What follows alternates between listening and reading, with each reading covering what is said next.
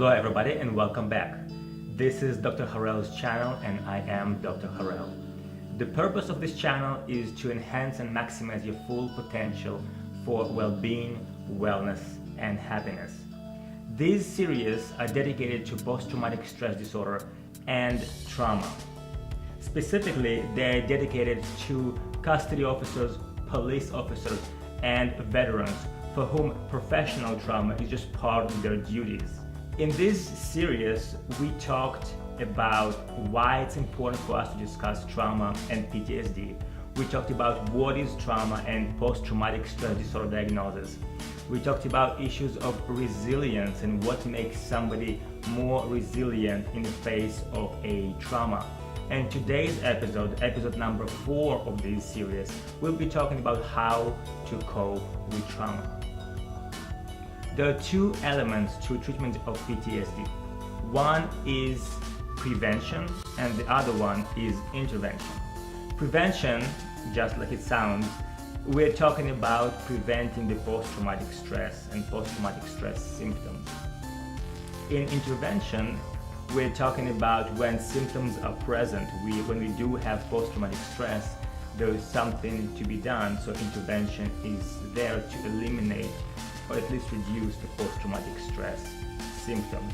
So let's talk about prevention first. In prevention, we have two elements. We have the element of education. Education as and of itself was shown to reduce post-traumatic stress. And this is the purpose of this series. We have been talking about post-traumatic stress, what is trauma, we've been talking about what to expect, and how to effectively and constructively cope with trauma. So education as and of itself is an effective prevention strategy to deal and eliminate or at least reduce the possibility of post-traumatic stress. Another element of prevention is CISD, Critical Incident Stress Debriefing. And it is something, a debriefing that happens shortly after the critical incident. Let's take a look. Critical Incident Stress Debriefing. So critical incident stress debriefing is a 7-phase, small group, supportive crisis intervention. We'll be talking about the phases of the debriefing shortly. By small group, we're talking about up to 20 people.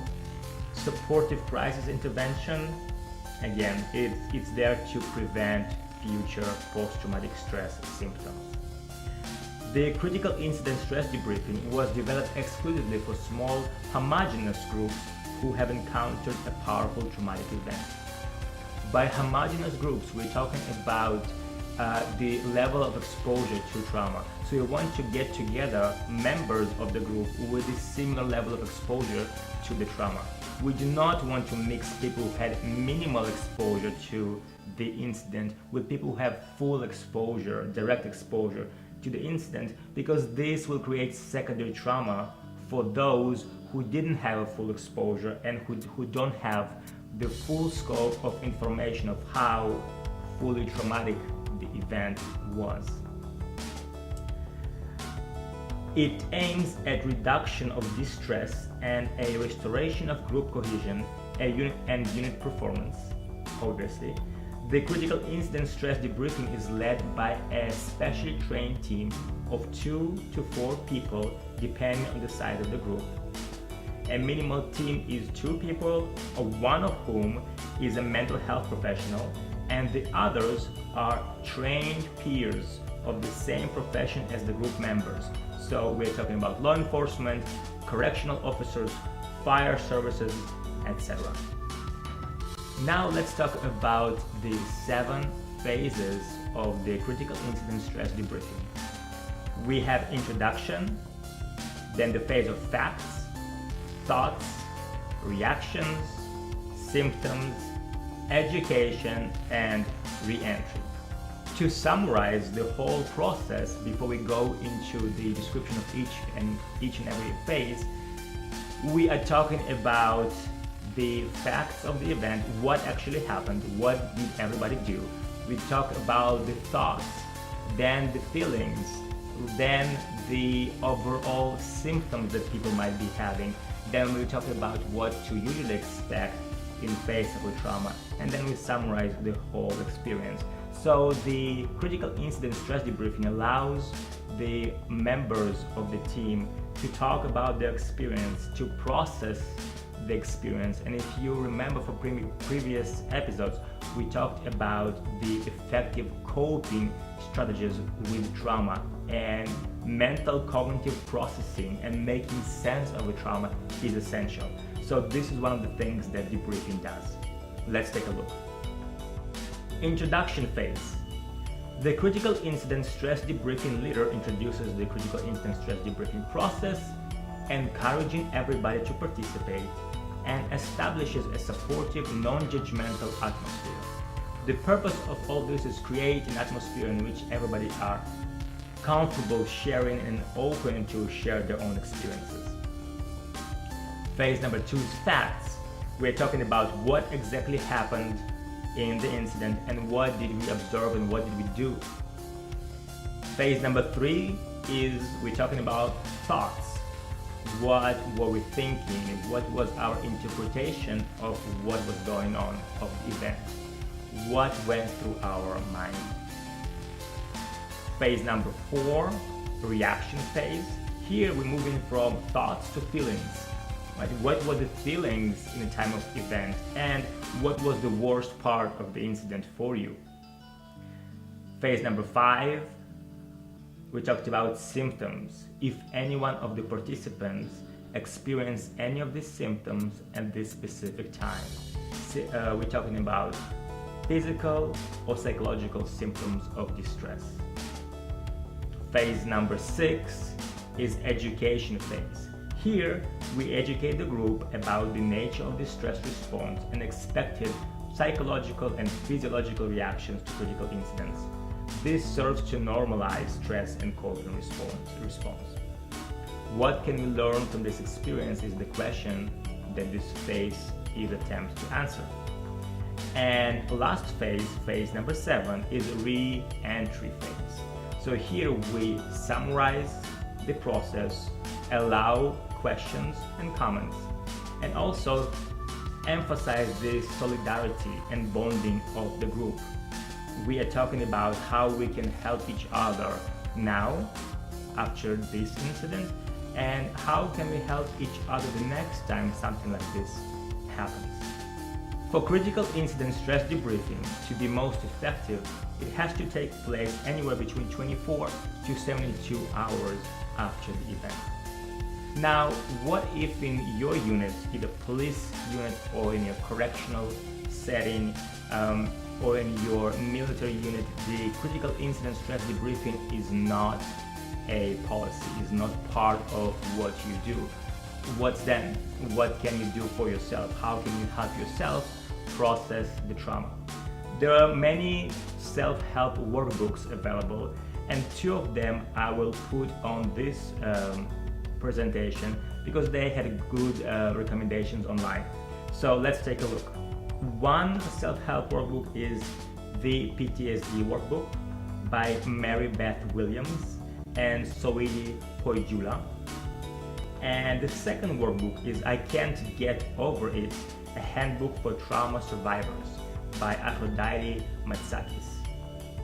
So in case in your work environment, the critical incident stress debriefing or other prevention measures are not available, these workbooks can help you work through the traumatic incident and help you make sense out of your own thoughts, your own feelings, and have a sense of closure, which is likely to reduce post-traumatic stress. Now we talked about the prevention. What if the trauma happened and you are experiencing symptoms, or maybe even were diagnosed with post-traumatic stress disorder? In this case, there are several options.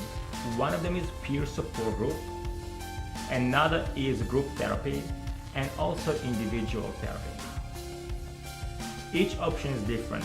Peer support group, we're talking about members of the same profession or similar professions who experienced trauma in the past, and who are there to support each other and help each other and normalize each other's experience.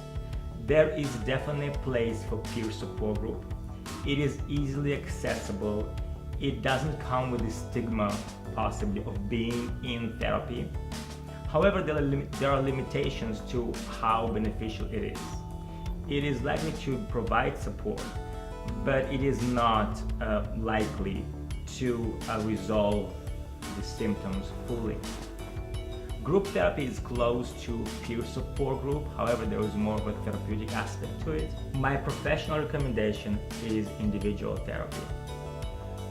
In my private practice, when I work with people with post-traumatic stress disorder, I use NLP, neuro-linguistics programming, and hypnotherapy. I think this is a powerful combination, and I saw full recovery for people suffering from PTSD that is from a recent trauma as well as from an old trauma of 20 years ago and more.